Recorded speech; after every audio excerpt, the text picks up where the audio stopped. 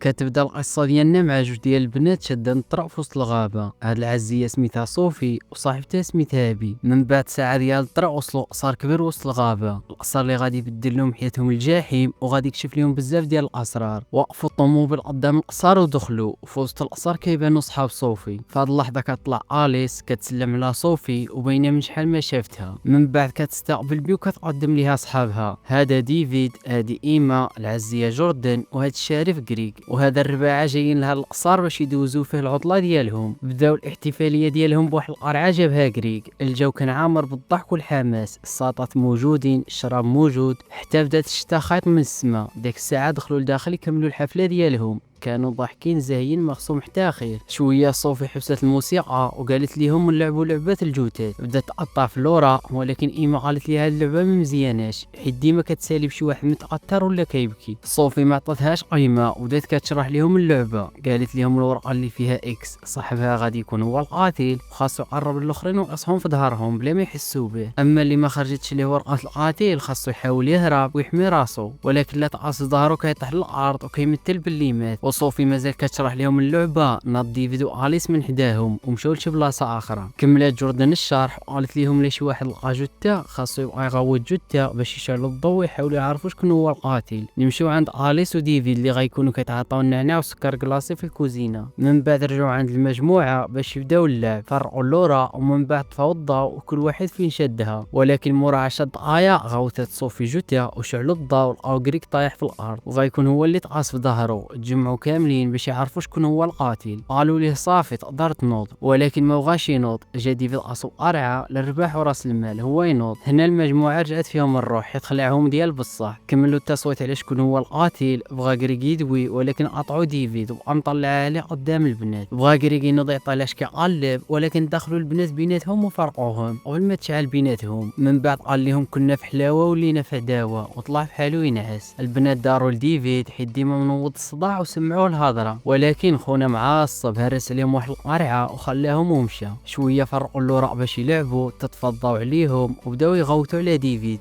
حيت كان تيبان لهم هو اللي قطعوا. ما جاوبهم حتى واحد. ناضت بتقلب على المولد ولكن ما لقاتوش. تبعتها صوفي. شويه سمعوا الصوت ديال الضرب في الزاج، داروا يشوفوا لقاوه ديفيد عامر دم ومذبوح. خرجت صوفي كتغوت. تبعوها البنات وهنايا لقاو ديفيد مذبوح قريب يودع، وغاو يتصلوا بالاسعاف. ما جاوبهم حتى واحد. ديفيد كان مجروح بزاف، داكشي علاش مات قبل ما يلحقوا يسعفوه. هنا جوردن خدات السارت من صوفي ومشاو كيجروا الطوموبيل باش يخرجوا من هاد الغابه. جوردن بغات ديماري، لقى الطوموبيل خاسره والباتري طافي. من بعد شويه ديال التفكير ما لقاو حتى حل ورجعوا للقصر وشدوا عليهم. هنا كيبانوا كاملين خايفين ومتوترين وبداو كيفكروا شكون هو القاتل. اللعبه اللي بغا يضحكوا بها ولات كابوس. هنا كنشوفوا كل واحد كيرمي الصناره الواحد باللي هو القاتل. شي كيقول ماكس اللي غير وصلهم مغبر، شي كيقول غريغ حيت ما كيتحاملش مع ديفيد. بغاو يسولوا ايما في من شكه ولكن ما لقاوهاش معاهم. طلعوا قلبوا عليها، دخلوا لواحد البيت مظلم. تما شافوا شي واحد ناعس، هزوا عليها المنطقه لقاوها ايما. سولوها اش كديري هنا بوحدك؟ جاوبتهم باللي تخلعت وما قدرتش تبقى معاهم. خرجوها معاهم ومشاو يقلبوا على غريك في بيت اخر. وهنا كنشوفوهم في بيت اخر لقاو الصاك ديال غريك. فتحوا يشوفوا شنو فيه، لقاوه حاط فيه الخريطه ديال البلاصه اللي فيها هما دابا. هزوا الاسلحه وخرجوا قلبوا عليه. هنا كنشوفوا غريك ناعس وحاط القناع ديال الاكتئاب. مشاو شويه فتحوا الباب ودخلوا عليه. في هاد اللحظه ضوت في